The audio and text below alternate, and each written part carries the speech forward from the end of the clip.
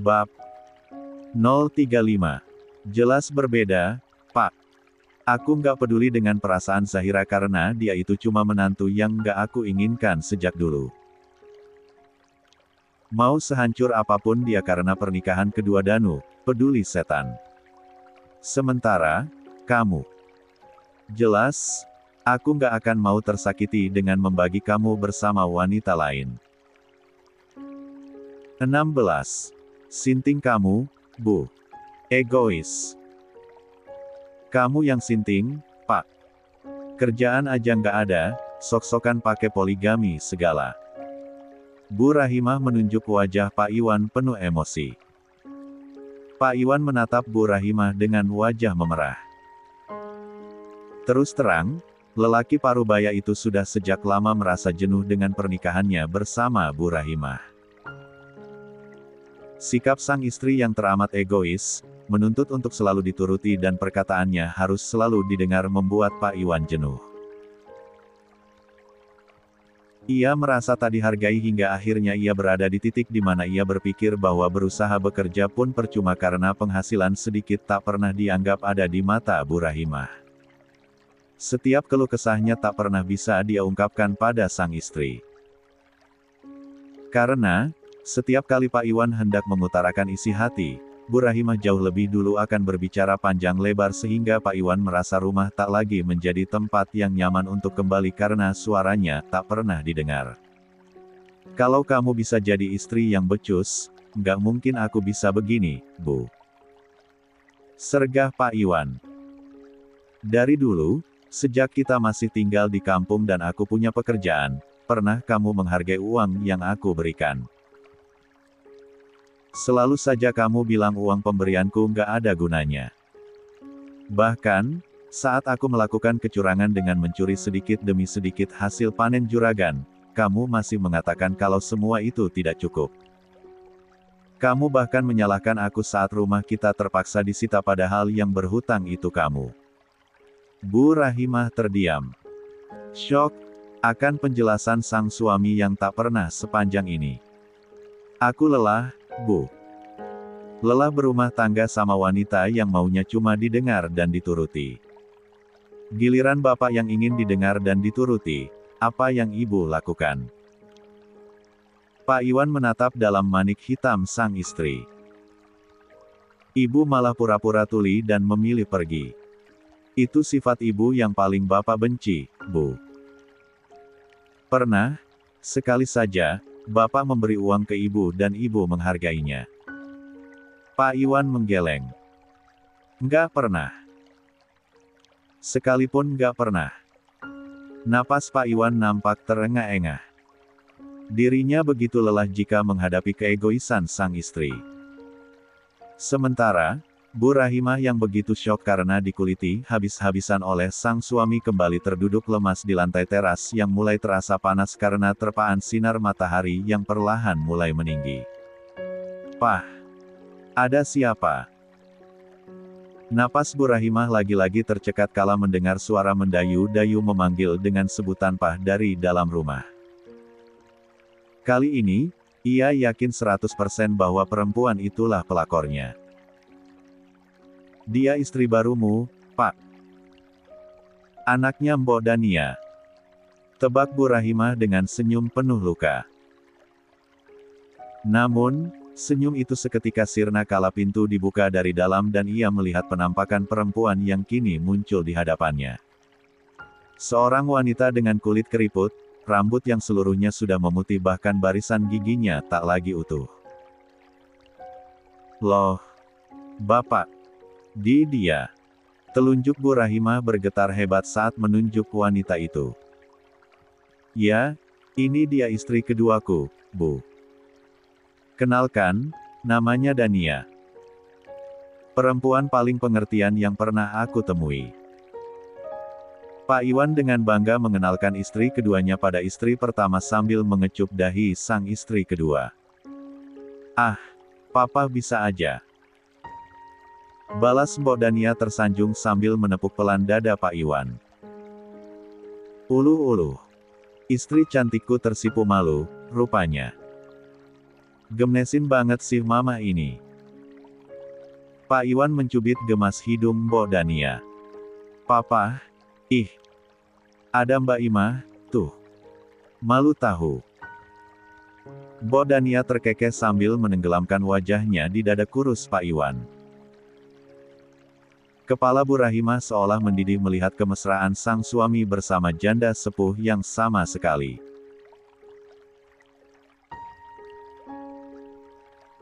17. Tak pernah ia bayangkan Alkan menjadi madunya. Bagaimana mungkin, sang suami bisa melirik wanita dengan spek kadaluarsa seperti itu? Jika pelakornya si Ayang tadi, masih sangat masuk akal. Tapi ini, lah dikalahkan dan tahtanya di hati sang suami malah digeser oleh janda sepuh. Oh, ini sama sekali tak bisa diterima akal sehat Bu Rahimah. Apa-apaan ini? Arg! Bu Rahimah berteriak murka lalu bangkit menyerang Pak Iwan dan Mbok Dania dengan kekuatan penuh. 18. Pukul 8 tepat, Zahira bersiap untuk berangkat ke kafe. Baru saja membuka gerbang agar bisa dilewati kendaraan roda duanya, ia sudah dikejutkan dengan kedatangan Ningsih yang muncul tiba-tiba. Assalamualaikum, Ra. Waalaikumsalam, Kak Ning. Jawab Zahira sembari mengurut dada yang isinya nyaris meloncat keluar ulah Ningsih. Kak Ning, bikin kaget, ih. Maaf, Ra. Kak Ning gak bermaksud, jawab Ningsih sambil nyengir kuda. Kamu udah tahu gosip panas edisi pagi ini, belum? Gosip panas edisi pagi ini. Zahira mengerutkan alisnya. Emangnya, ada apa Kak Ning? Ningsih dengan mata memancarkan semangat, 45 gegas menarik tangan Zahira untuk masuk ke dalam. Ia mendudukkan Zahira di kursi kayu yang ada di teras rumah Sabira. Kemudian, ia pun duduk di kursi satunya yang masih tersisa. Apa sih, Kak Ning? Tanya Zahira penuh rasa penasaran. Tadi, mantan ibu mertua kamu yang sok paling bener itu, ngelabrak suaminya yang ternyata udah nikah siri sama pelakor. Hah? Yang bener, Kak Ning? Mata Zahira melebar begitu mendengar ucapan Ningsih. Kok bisa sih, Kak Ning? Ya bisalah. Jawab Ningsih seraya menganggukkan kepalanya dengan mantap. Rupanya, Pak Iwan sudah menikah dengan si pelakor selama 2 bulan terakhir, loh. Ngangka nggak, kamu? Terus, kelanjutannya, gimana? Ningsih tertawa kecil lalu memukul pelan punggung tangan Zahira yang diletakkan di atas meja yang menjadi pembatas di antara keduanya. Kamu nggak mau nanya duluan, siapa pelakornya? Memangnya, pelakornya siapa? Aku kenal, enggak? Tanya Zahira polos. Bukan kenal lagi, Ra. Kamu bahkan sering ke rumahnya, ucap Ningsih dengan tersenyum. Oh ya. Siapa? Alis Zahira berkerut selagi ia memikirkan siapa yang dimaksud oleh Ningsih. Yang sering kamu kasih makanan itu loh. Yang rumahnya di ujung komplek. Masa, lupa sih? Mbok Dania. Tebak Zahira. Pasalnya, hanya janda tua itu yang sering ia bawakan makanan. Karena, selain ramah dan baik, sosok Mbok Dania adalah wanita pekerja keras hingga mengundang simpati banyak tetangga untuk membantunya dan sering memberi makanan lebih walau ia tak pernah meminta bahkan seringkali menolak karena tak enak. Yap. Betul sekali. Angguk Ningsih membenarkan. Hah. Zahira terkejut bukan main. Ia bahkan menutup mulut dengan satu tangan saking kagetnya. Kak Ning. Ini serius. Pak Iwan, selingkuh sama Mbok Dania. Biasa aja dong, Ra. Hampir semua warga kompleks sini udah pada tahu perihal pernikahan mereka kok. Kamunya aja yang kurang update. 19. Loh. Kak. Ningsih memutar bola matanya malas. Dikarenakan, Mbok Dania itu orang yang sangat baik ke tetangga, maka para tetangga nggak ada yang tega buat ngaduin dia ke Pak RT apalagi ke Bu Rahimah. Apalagi, kamu tahu sendiri gimana sifat mantan mertua kamu itu, kan? Mana ada yang mau menaruh simpati ke orang jahat kayak dia. Tapi, tetap aja kan. Alah. Orang salah mah nggak usah dibela, Ra. Pangkas Ningsih. Lagian nih ya, Mbok Dania juga terpaksa menerima pernikahan itu karena Pak Iwan kabarnya ngancam mau bunuh diri kalau Mbok Dania nolak dia. Hah? Sampai segitunya? Zahira jelas tercengang. Iya. Saksinya banyak kok. Bu Yati yang rumahnya berhadapan langsung sama rumah Mbok Dania ngelihat secara terang-terangan pas Pak Iwan mau gorok lehernya sendiri. Katanya, waktu itu Mbok Dania minta putus gara-gara Pak Iwan ketahuan bohong karena ngaku duda pas deketin Mbok Dania. Ningsih menerangkan tanpa jeda. Lalu, suami Bu Yati sama suami Bu Siti yang akhirnya berusaha mencegah Pak Iwan buat nggak berlaku nekat. Tapi, karena Pak Iwan udah kadung cinta, dia bilang bakalan menurunkan pisaunya kalau malam itu juga Mbok Dania bersedia dinikahi. Mau nggak mau, Mbok Dania akhirnya mau dan uang Pak Rozi yang dipinjam buat dijadikan mahar. Zahira makin tercengang. Kisah cinta tak lazim itu masih berusaha ia cerna baik-baik. Ia tak habis pikir, bagaimana sang mantan ayah mertua bisa kepincut dan segila itu mencintai Mbok Dania yang bahkan menurut Zahira sudah tak mampu lagi melayani Pak Iwan di atas ranjang. Apa yang Pak Iwan lihat dari diri Mbok Dania? Apapun itu, teori yang mengatakan bahwa cinta itu buta sepertinya memang benar. Jadi, Bu Rahimah gimana, Kak? Kayaknya masih syok. Masih ada di rumah Pak RT sih.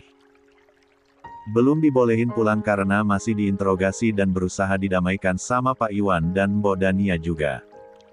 Anak-anaknya udah pada tahu. Tanya Zahira. Ningsih menggeleng. Belum. Danu kan masih kerja. Dari tadi diteleponin sama Pak RT tapi nggak diangkat. Mau nelpon si kembar, kata Bu Rahimah nggak usah. Terus, si Nola dipanggil buat ke sana sama Bu Siti malah nolak. Alasannya lagi nggak enak badan. Zahira mendesah prihatin. Begitu banyaknya masalah yang menimpa keluarga mantan suaminya akhir-akhir ini. Namun, Zahira sedikit pun tak pernah beranggapan bahwa yang terjadi adalah teguran dari Allah karena perbuatan zalim mereka terhadap dirinya. Zahira memilih beranggapan bahwa mungkin saja, hal itu merupakan bom waktu yang kebetulan baru meledak akhir-akhir ini. Mila dan Mili contohnya. Mili keguguran, yang artinya pergaulan gadis itu pasti sangat bebas di luaran sana. Sementara, Mila. Zahira yakin gadis itu tak jauh beda dengan adik kembarnya. Kondisi Mbok Dania, gimana Kak? Dia baik-baik aja. Pak Iwan sengaja pasang badan demi melindungi istri keduanya itu. Pokoknya, kalau kamu lihat kemesraan Pak Iwan sama Mbok Dania, serasa nonton Rahul sama Anjali, deh. Pef, Zahira tak mampu menahan tawa. Dikasih tahu malah ketawa. Ningsih mendelik tak suka. Kalau nggak percaya, sana lihat sendiri di rumah Pak RT. Ogah ah. Tolak Zahira. Mending aku berangkat kerja aja. Lebih menghasilkan dibanding lihatin kisah cinta mereka, ujarnya sambil berdiri dan menuju ke garasi untuk mengeluarkan motornya. Nggak pakai mobil, Ra. Tanya Ningsih seraya memperhatikan Zahira yang sedang mengenakan helm. 20. Malas, Kak Ning. Sering kejebak macet. Ya udah, sama Gi berangkat. Nanti, biar aku yang tutup pagarnya. Aku mau ke dalam dulu. Ada Ika kan? Ada. Kakak masuk aja. Paling Kak Ika lagi di dapur. Oke. Hati-hati, Ra. Ningsih melambaikan tangan pada Zahira yang sudah menyalakan mesin motor. Yup. Assalamualaikum, Kak Ning. Di rumah Pak RT, suasana masih begitu tegang karena Bu Rahimah bersikeras menolak tawaran damai yang diajukan Pak RT untuk kedua belah pihak. Walau kronologi pernikahan Pak Iwan dan Mbok Dania sudah dijelaskan sedemikian runtut, tetap saja Bu Rahimah bersikeras menolak tawaran damai itu. Lihat kan, Pak RT. Istri saya ini memang keras kepala. Jadi, bukan salah saya kalau saya sampai kepincut si mamah yang bisa menghargai saya dan mengikuti arahan saya sebagai kepala keluarga. Kata Pak Iwan kala Bu Rahimah menolak berdamai untuk yang kesekian kali. Pak, jaga mulutmu. Aku ini yang paling tersakiti di sini. Tapi, kenapa Bapak malah makin menyudutkan Ibu? Kata Bu Rahimah tak terima. Bu Rahimah ini aneh, deh. Celetuk Bu Wati. Anak poligami direstui. Giliran suami yang poligami malah nggak direstui. Situ sehat. Bu Wati. Kalau suami kamu yang poligami, memangnya kamu mau? Delik Bu Rahimah kesal. Nggak mungkinlah suami saya poligami. Kan, saya istri yang sangat menghargai suami. Berapapun penghasilan suami saya hargai dengan baik. Nggak kayak situ. Balas Bu Wati. Bu Rahimah mendengkus sebal. Berharap dipihak oleh ibu-ibu kompleks seperti yang dialami Zahira dulu, yang ada malah sebaliknya. Tak satu pun yang memihak pada kubunya. Malah, ibu-ibu lebih condong bersimpati pada Mbok Dania yang dinilai tak salah apa-apa. Pelaku dalam kasus ini hanya ada dua orang menurut mereka. Pak Iwan yang memulai hubungan dengan menebar kebohongan lalu mengancam bunuh diri jika tak jadi menikah, dan Bu Rahimah yang tak bisa menghargai suami hingga sang suami mencari perempuan lain yang membuatnya nyaman tanpa melihat fisik dan harta. Kalian dengar, iya. Saya sumpahin, suami-suami kalian bakalan diambil pelakor juga suatu saat nanti. Teriak Bu Rahimah kalap. Ih, apa-apaan sih? Mulut Bu Rahimah memang nggak bisa dijaga, ya. Kalau mulutnya sampah begitu, gimana kita mau kasihan? Iya nggak ibu-ibu? Betul. Sahut ibu-ibu komplek kompak. Kalau memang ibu nggak mau berdamai dan menerima Dania sebagai madu, maka Bapak akan menceraikan ibu saat ini juga. Putus Pak Iwan kemudian. Pak kamu tega. Protes Bu Rahimah tak terima. Ini sudah jadi keputusanku, Bu. Terima atau tidak? Tanya Pak Iwan memberi pilihan. Ibu nggak mau dimadu, Pak. Bening kembali menetes di pipi Bu Rahimah. Berarti, Ibu siap aku ceraikan, kata Pak Iwan datar.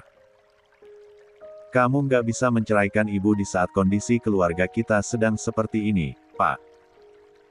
Apa kamu tahu, kalau anak kita keguguran dan masuk rumah sakit? Rahimnya bahkan diangkat karena menderita infeksi dan luka robek yang sangat fatal, raung Bu Rahimah penuh luka. 21. Nola keguguran. Kapan, Bu?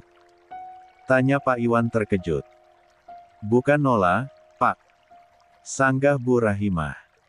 Terus, siapa? Yang hamil di rumah kita kan, cuma Nola aja. Mili, Pak. Mili keguguran. Dan sekarang, anak kita sudah nggak punya rahim lagi. Bu Rahimah tergugu. Pak Iwan langsung lemas di tempat duduknya. Ia benar-benar syok mendengar penuturan sang istri perihal anak gadisnya. Mana mungkin, anak gadis yang terkenal pendiam itu bisa sampai hamil. Bagaimana Mili bisa hamil, Bu? Bu Rahimah menggeleng dan Pak Iwan semakin bertambah syok. Sementara para tetangga, ibu-ibu itu saling melempar lirikan dan senyuman sinis. Bahan gibah baru kembali mereka temukan.